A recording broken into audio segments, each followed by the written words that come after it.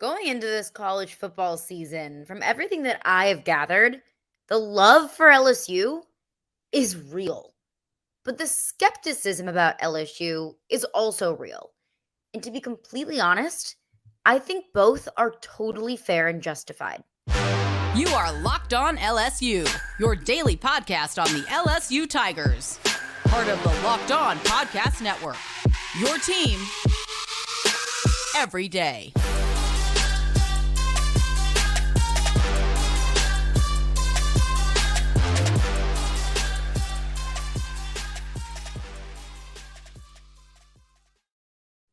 What's up, y'all? Thank you for making Locked On LSU your first listen every single day. We are free and available wherever you get your podcasts. Plus, you can also check us out on YouTube as well. Like, comment, subscribe, leave a review wherever you listen to the podcast, all of that great stuff. Just appreciate you for making Locked On LSU your first listen every single day. My name is Caroline Fenton, and I'm your host. As I am every day, you can follow me on Twitter at Caroline Fenton1. You can also follow along with the podcast and with podcast updates at Locked On LSU. Let's get into it. It is way too early top 25 season, and you know what?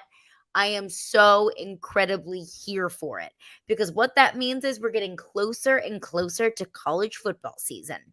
But looking at ESPN.com, the post-spring updated top 25 power rankings have been released. Now, this is just on ESPN.com, and this is from Mark Schlabach on ESPN.com, who's been covering college football and football as a whole for ESPN.com for years.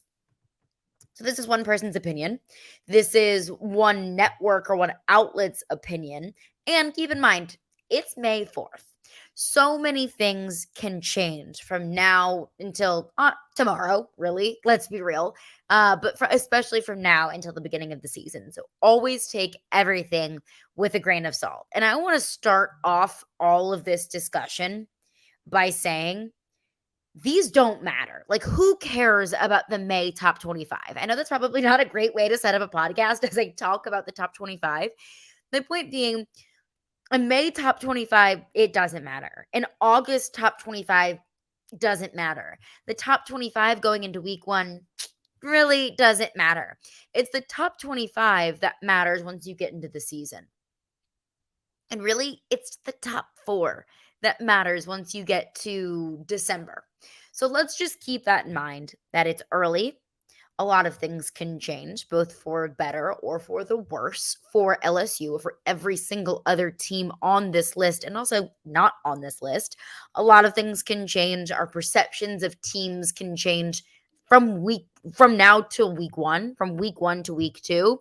We know this. We've been through this so many times before. Sometimes you get bamboozled and blindsided by all of the great and amazing things that you think a program can be doing, and then they turn out to be really not that great. Let's rewind to Texas A&M, the conversations that we were having about Texas A&M this time last year. Top recruiting class in the country. They were collecting all these 5-star recruits. They come out. They don't look very good. They lose to App State. They don't even make a bowl game. There are a million other examples that I could use. So just keep in mind that everything can change. These rankings, they don't matter. It's the top 4 that matter at the end of the season. But it's interesting to see where, and this is, again, one person's opinion, but where, the national talking heads and the national writers who cover college football on a daily basis for a career, what they're kind of thinking, what the general consensus is of individual teams going into the season and what this season could eventually shape up to be. Everyone's going to be wrong. I'll just go ahead and say that. I've been doing this long enough to know that you can never truly accurately capture what a season encompass and capture what a season is going to be. I remember SEC Media Days this past season. The big question was who was going to be the number 3 team in the SEC behind Georgia and Alabama. Well, surprise, Alabama was the number 3 team in the SEC behind Georgia and LSU. And let's even throw Tennessee in there. So things can change. But with that being said, let's dive into those top 25s that I just said don't matter. Because it's fun, because it's May. It's interesting to see kind of what the thoughts are. Before we get into LSU, I'm just going to give my thoughts about the rankings, about the teams that are above LSU. So let's go from the top to LSU. Number 1, Georgia. I have no problem with that. I would probably only have a problem with it if it wasn't Georgia. Back-to-back national championships. I know that they've lost several players to the NFL draft. I know they lost their starting quarterback to the NFL draft. I know that they have a new offensive coordinator coming in. All of that combined, I think that's fair to call Georgia the number 1 team in the country, at least going into the season. Number 2, Michigan. I'm honestly kind of surprised that Michigan is ranked this high, but sure, fine. I don't have a problem with it. It's with number 3 where I start to have a few questions. It's with number 3 that I'm thinking, okay, am I a cynic, or are we just getting a little bit over our heads about this team? On this list, in the top 25, again, this is Mark Schlabach on ESPN.com, is Florida State as the number 3 team in the country. And I have some questions about that. I know that the FPI loves Florida State because Florida State is bringing back a whole bunch of their starting production, their starting quarterback. They've got 8 offensive players returning, 8 defensive players returning. Great. That's wonderful. I know a lot of people are really high on Jordan Travis. Jordan Travis is a hell of a player. And Mark Schlabach justifies it by saying Florida State believes quarterback Jordan Travis is a legitimate Heisman Trophy candidate. Well, duh. I mean, doesn't every team think that their starting quarterback is going to be a legitimate Heisman Trophy candidate? It doesn't mean they're going to be. Anyways, I'll continue. This is why I'm confused about Florida State being ranked as high as they are. If you want to make you want to justify Florida State being a top 25 team, you don't have to fight me on that. That's fine. I totally can get on board with that. But top 3 is just a little bit too rich for my blood. I understand that Florida State is returning a ton of production, but let's go to Florida State last year. Are they, based on what we saw last year, are they really going to be top 3 good? This is a projection for Florida State to make the college football playoff. Are they going to be that good? Last year, they went 9-3 in the regular season. They won their bowl game, ultimately ended up 10-3. They were 5-3 in ACC play. These were their wins. Duquesne. I don't think a lot of people even know how to pronounce Duquesne, so I'll continue. LSU, and that was easily the best win on their schedule. But we all know, really, and I'm not taking that win away from Florida State. They won that game fair and square, but I think we all know that that game was probably a whole lot more to do with LSU shooting themselves in the foot than it had to do with Florida State, just outgaming LSU. Think of all the special teams mistakes that LSU committed that day. 2 muffed punts, a blocked extra point, and a blocked field goal. If maybe just one of those things doesn't go wrong, LSU probably wins that game. Florida State won that game by 1 point, even with all of those special teams blunders. With Brian Kelly's first game as the head coach at LSU, Jayden Daniels' first game as the quarterback for LSU, his first game as a quarterback in the SEC. So we all know what happened in that game, but I'm not going to take that one away from them. Louisville, who went 7-5. Boston College, who went 3-9. Georgia Tech, who went 5-7. Miami, who also went 5-7. Syracuse, who went 7-5. ULL, who went 6-6. Florida, who also went 6-6.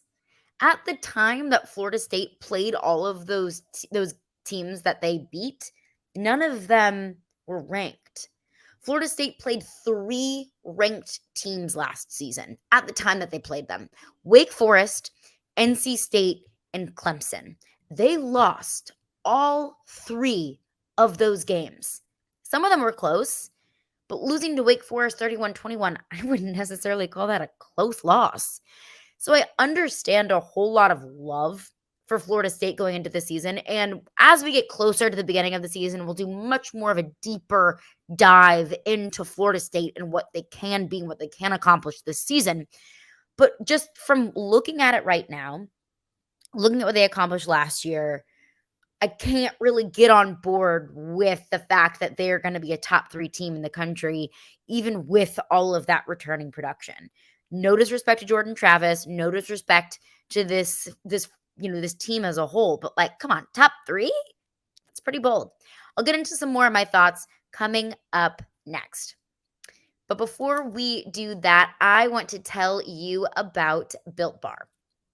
So if you're looking for a delicious snack, but you don't want all the sugar, you don't want all the calories, and you need the best tasting protein bar ever, Built, you've got to try it.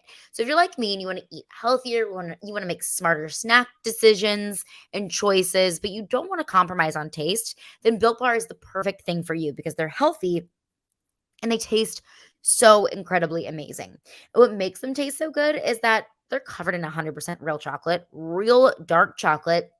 How could something not taste good if it was covered in chocolate? I mean, come on. And they come in delicious flavors. They've got churro, peanut butter brownie, one of my absolute favorites, and cookies and cream. They taste like a dessert, but you don't have to sacrifice your diet or your macros by indulging in something that tastes like a dessert. And what's even better is that there's only 130 calories, only 4 grams of sugar, and a whopping 17 grams of protein in a Built Bar, so it can keep you full for hours. And now you don't need to wait around to get a box. For years, we've been talking about ordering Built Bars at Built.com, but now you can get them at your local Walmart or Sam's Club while you can still get your specialty flavors at Built.com. So you can head to your nearest Walmart, go to the pharmacy section, grab yourself a box of Built Bars. You can pick up a 4-bar box of cookies and cream, the double chocolate bars, or coconut puffs, also delicious. Or if you're closer to a Sam's Club, go ahead, run in there. Grab a 13-bar box with our hit flavors, brownie batter puff and churro puff. So delicious, good for you. You can thank me later. Well, thanks again for making Locked On LSU your first listen every single day. We are free and available wherever you get your podcast. Every dayers. Tomorrow on the podcast, some really wild stories coming out in college baseball. I'll break that down, plus an Auburn series preview. So you do not want to miss that on tomorrow's edition of Locked On LSU. Now breaking down the updated post-spring college football top 25. And before we get to LSU, I'm kind of making my way through the teams ranked above LSU, giving my thoughts. So 1, 2, 3, Georgia, Michigan, Florida State. Don't understand Florida State being that high. Whatever, we'll live. USC at 4 also feels a little bit too high for me, but fine, whatever, I'll live. Ohio State, honestly, kind of surprised Ohio State is ranked as low as they are, considering they did almost beat Georgia in a college football playoff game this past season, but I know they didn't. They almost did. Almost winning is not winning. So Ohio State at 5, Alabama at 6. I got some thoughts on this, and it's not just because it's Alabama. But I look at Alabama, and they always get the benefit of the doubt. Rightfully so. It's Nick Saban. He's got more than enough skins on the wall to be given the benefit of the doubt. But if any other roster in America, maybe only barring Georgia might be the only exception just given, their recent success. But if any other roster was going through the overhaul that Alabama's is, if any other roster in the country was in the state that Alabama's is, it wouldn't even sniff the top 10. It might not even be a top 25 team. Just look at what Alabama is facing right now.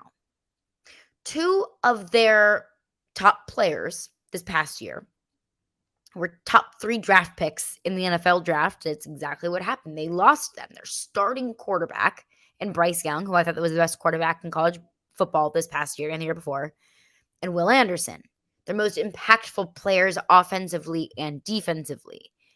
And the NFL can vouch for that, considering they were both top 3 players, top overall pick, the number 3 overall pick, and Will Anderson in this year's NFL draft. So you got to fill those holes, which are not very easy shoes to fill.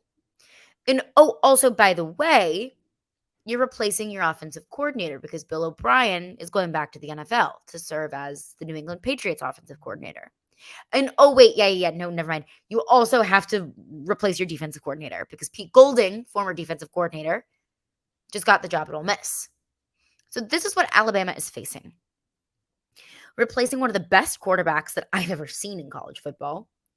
Replacing their game-wrecking edge rusher in Will Anderson. Replacing their offensive coordinator and replacing their defensive coordinator. That's not easy to fill in just one offseason. Alabama, I've said it so many times on the podcast, and if you're new here, welcome. So happy to have you. That I view the spring transfer portal period as, if your roster's in good shape, then you simply just add depth. You add guys that you think can help out your team, that you think could be versatile pieces, that you think can kind of fit into your culture. You add bodies in in certain positional groups. Well, Alabama may have just picked up their starting quarterback in the spring transfer portal period because he couldn't win the starting job at Notre Dame. And oh, by the way, he struggled to win and also to keep the starting job at Notre Dame in his last 2 seasons at Notre Dame. What Alabama is facing, what the roster is facing, it doesn't look great. It's not to say Alabama won't be an outstanding team because the Nick Saban effect is real and the Nick Saban impact is real, and he has done a whole lot more with a whole lot less. However, the truth is Alabama has 3 quarterbacks now in that room, and not one of them seems like the certified starter. The fact of the matter is, whoever their quarterback is going to be is either going to be incredibly green or incredibly new to what SEC football asks of you as a starting quarterback. It's not in a great position. You're not in a great spot.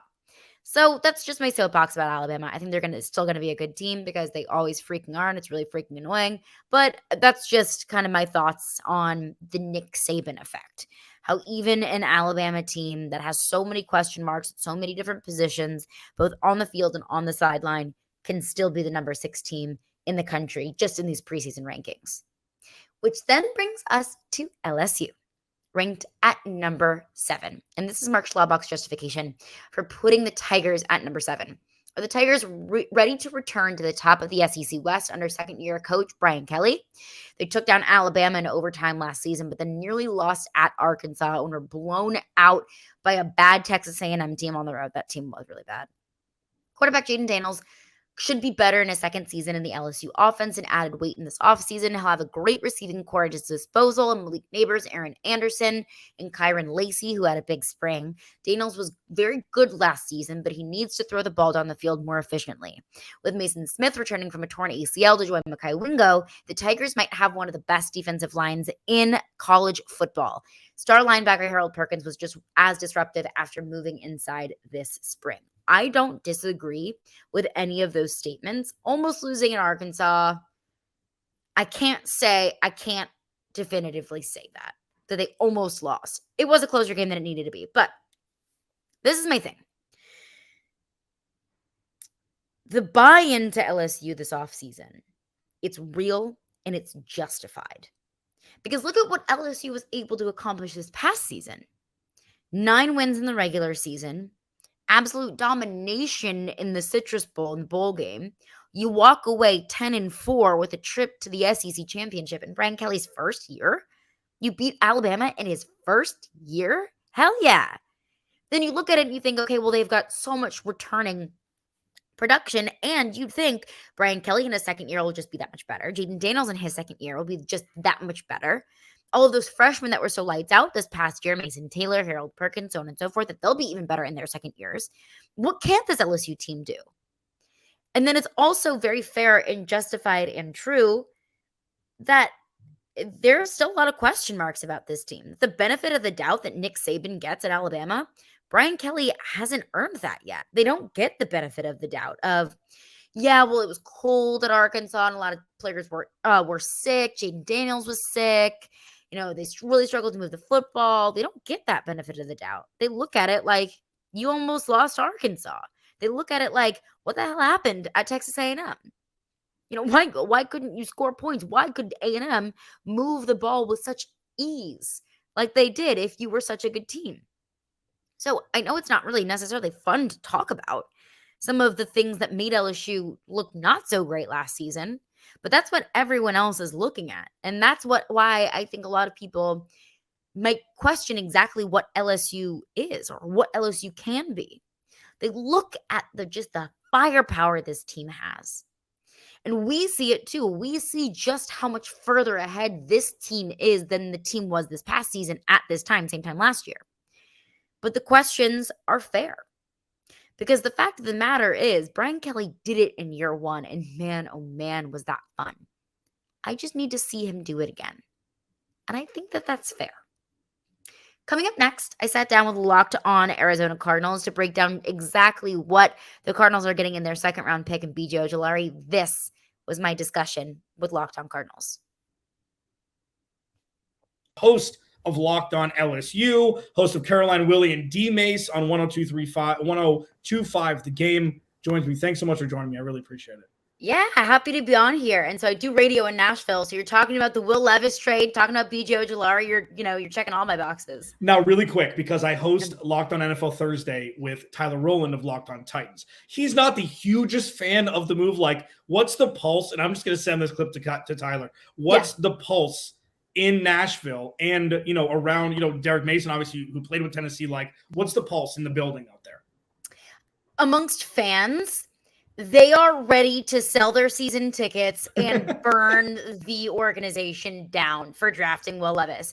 And I think part of it is because, Nashville, it's a SEC melting pot and there's so many Tennessee fans. And they probably saw firsthand Will Levis throw 3 interceptions against Tennessee when he played them this past season. So I think that's part of it, is like the anti-Kentucky kind of feeling, the fact that he didn't have a very good season this past year, and the fact that the Titans wanted CJ Stroud.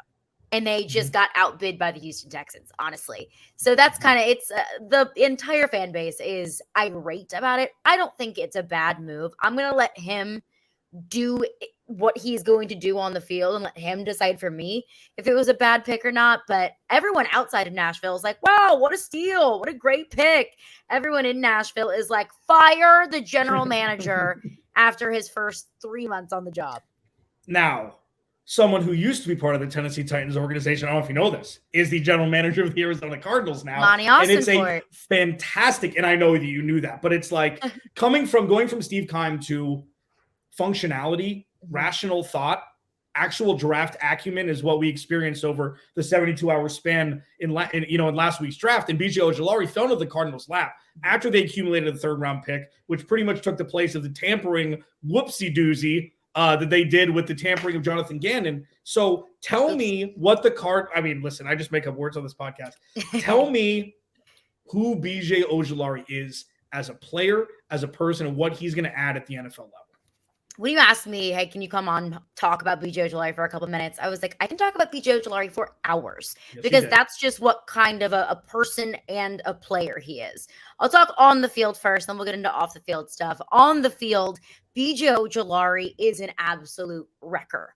I would say that he is a better pass blocker and he's a better pass rusher than he is a run stopper. And I think that was really kind of the biggest knock on him that really separated him from, a certified first rounder to being kind of on the cusp of a second round grade, was how he kind of struggles stopping the run at times. He's not as consistent as a run stopper, but at the next level, he's not going to be faced with as heavy as a run as he has in the SEC, just given the nature of the NFL, it being such a passing league. Right. So I think that kind of fits BJ Ojulari's skill set. And he's very versatile as well. He's played jack at LSU. He's an incredibly jack, edge rusher specialist. But you can plug him in at defensive end. You can plug him in and play linebacker. He can drop back into coverage if you need him to do that. So he's an incredible defensive lineman, versatile player. But I think sometimes whenever I hear that, a red flag pops up for me, because you're a jack of all trades but a master of none. I think that BJ Ojulari is kind of that unique player, that he is a master of just a few different things. So you're getting a really versatile, tough, just, he's a gamer. Absolutely. But then the kind of person he is, as good of a player BJ Ojulari is, I would argue that he's an even better person. So at LSU, there's 2 numbers that mean something. The first one is number 7, and that goes to the best player, period. Tyrann Mathieu wore number 7. Leonard Fournette wore number 7. So just the best player on the field. Number 18 goes to that guy who's just as good on the field as he is in the locker room. He is a leader. He personifies the values and the traits and the pillars of LSU football. It goes to the guy that loves the team, that loves LSU, basically like the moral leader of the team, that guy that if you're down 14 at half, he's going to come in, get the whole team rallied around him. And BJ Ojulari wore number 18. And he is exactly the kind of player. He is your prototypical number 18. It's not necessarily the best player on the field, but it goes to the guy that you look at and you say, that is LSU football personified. And I think also, his older brother, Azeez Ojulari, he was drafted in the second round of the 2021 draft. I think that also lends to BJ Ojulari's readiness to play in the NFL, because physically, I think that he is ready.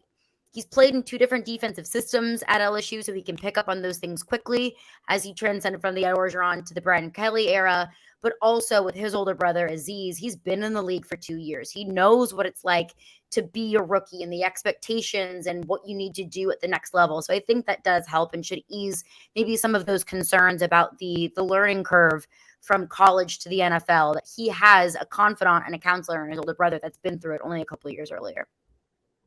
If you ever come into your life where you have to take an in-depth test on BJ Ojulari, this is rewindable, because you've got every single thing you possibly could need of a BJ Ojulari read. That's fantastic. Caroline Fenton, and I do want to mention, there are people that I look up to, and those are those who don't have to put a number at their end of their name with their Twitter handle. You were so close.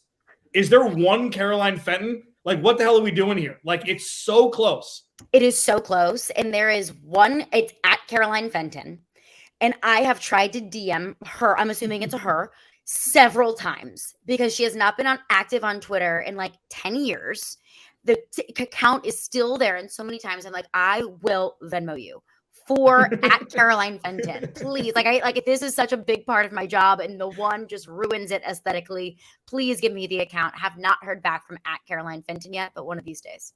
Come on, Elon, make it happen. Yeah, sorry, that was just a little aside. I mean, and that's fantastic. The thing where anybody that listened who's been a Cardinals fan for the last couple of years, especially since 2020 when Isaiah Simmons was drafted, it was kind of a body clench thing that you just said, where it's a jack of all trade, master of none. Because when you look at Isaiah Simmons, although he played in the ACC where they played against high school teams pretty much when he was there, and Isaiah Simmons was an absolute Adonis in college. And he didn't really have a position, wasn't great pass rusher, played safety, even though he's massive, things like that. And the Cardinals have struggled where to position him. And hopefully with Jonathan Gannon and Nick Rallis coming in, their scheme is 4-3 base. But Jonathan Gannon said in his introductory press conference that they don't really have a scheme. They're going to figure out what skill set their players have and scheme against whatever offensive sets they're going to play in a given week. So give me and give Cardinals fans something to placate their nerves as it pertains to master of none and jack of all trades. Like, what is he excellent at? Getting to the quarterback. I mean, that could be your defensive scheme is, hey, here we're going to run a 4-3 and your DBs are doing all this. BJ, get to the quarterback. And that's what he can do best. And one thing that I will say about BJ Ojulari, if you look at his stats, if you're just like a box score warrior, you're not going to be wowed. It's not going to jump off the page at you. I think he had 5.5 sacks maybe this year, 7 this past season. Good season, but it doesn't look like an outstanding elite season. It's not Will Anderson. But what I will say about BJ Ojulari is his presence is felt on the football field, even if it's not seen in the box score. He's not going to be that guy that necessarily gets 3 sacks a game, but he's going to be able to be that guy that gets pressure on the quarterback, where the quarterback might be forced to throw earlier than the quarterback is expecting, and then it's potentially picked off. Like, that's kind of the impact that BJ Ojulari plays. So while he can fill in several different positions, what he's best at is the most important thing, and that is getting to the quarterback, getting pressure on the offensive line, getting pressure on the quarterback, and allowing the rest of the defensive line to do their thing. BJ Ojulari is totally fine putting in some of the dirty work and not getting all of the glory for it, because his presence is felt on the defensive line, even if it doesn't show up as a sack or as a tackle. There you go. That's exactly what everybody wanted to hear. And I think we saw, I've watched film on him and I've watched games and stuff, but with the offense being as it was in LSU, it's so interesting. And I'll get you out of here on this. How can you quantify or qualify 2019's LSU defense with that offense on the other side? How can you, there's things like that with the offense with Jayden Daniels, it's a little bit different. It's bleeping different. With Brian Kelly and what they did this year, may have been Brian Kelly's best coaching job in the history of his job, with them rising up the ranks. Now, their offense wasn't as potent as it used to be. So that would lend more to believe that what we saw on the defensive side of the ball from LSU is more translatable to the next level. Is that accurate? I would say that's fairly accurate. I look at the history of LSU football and what traditionally this team wants to do and how they win. 2019 is the exception and not the rule for so many different reasons, Yeah. but also because that was an offensive firepower team. I mean, that was spread out offense. They could put up 50, 60 points a game. Mhm. That defense was really good. There was so much talent on that defense. But the strength of that team wasn't the defense, and it wasn't even close. Right. Normally, traditionally, in the past, and the Brian Kelly era is a little bit different, but in the past, LSU has won so many games and has been so competitive because they run the heck out of the football Mhm. and they play damn good defense. I mean, look at some of the LSU quarterbacks of the past. You've got Jamarcus Russell and Danny Etling and some names that you're probably like, who the heck is that? Because that's just, it hasn't been, how LSU has won games in the past. That 2019 team offensively was just lights out. Defensively was solid and did exactly what they needed to do so the offense could shine. But also, Ojulari was not on that 2019 team. Right. He came in 2020, which is another testament to his character that he could have left when it was an absolute dumpster fire, and he decided to stick it out. Caroline Fenton, 102.5 in Nashville, Locked on LSU. Thank you so much. Thank you. Appreciate it. Thanks for making Locked on LSU your first listen every single day. We are free and available wherever you get your podcast. Every day is tomorrow on the podcast, an Auburn series preview, a full breakdown of the Auburn Tigers and what we can expect for the LSU Tigers on the diamond this weekend. All of that coming up in tomorrow's episode of Locked on LSU.